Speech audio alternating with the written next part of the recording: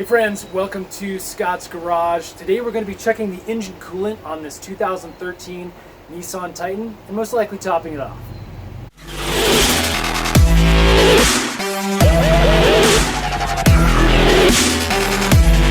Alright, so you're only going to need two tools for this job.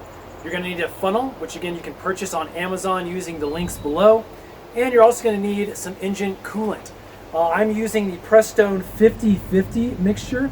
This is pre-diluted antifreeze coolant, which just makes the job a little bit easier so you don't have to measure out specific levels on both pure coolant and water. It's already pre-mixed for you. So you can get this for roughly 15 bucks at your local auto parts store, or again, I'll put links in the description box below if you want to purchase on Amazon. Okay, so we're under the hood of our Nissan Titan now.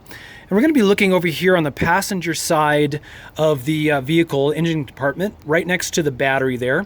This is our engine coolant reservoir. Now, basically, it's got a screw-on cap there.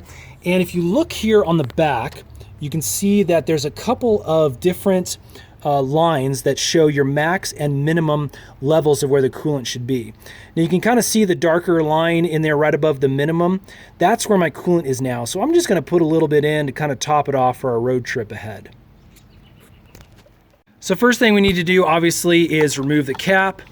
Again, if you got a lot of dirt or grime buildup, make sure you clean that nice and good before you take this off. You don't want to get any extra junk inside of there. I'm going to put that over to the side and we're going to get our funnel.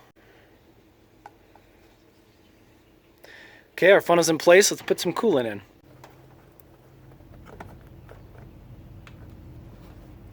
And I'm just going to pour a little bit here so you can see what the process looks like. This is that neon green color. That should be good enough for now. Okay, just peeking at the levels now, you can see that it's right at that max line. So we are good to go. I'm going to take out my funnel and put my cap back on.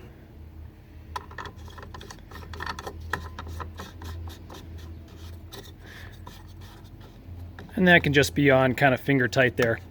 And we're good to go. Friends, that is how you check and refill your engine coolant levels. Make sure you do that, especially if it's hot out where you're at or if you're going on a long road trip. Hey, stay tuned. Hit that subscribe button. We got a lot more Titan videos coming up, as well as some other car fixes for you.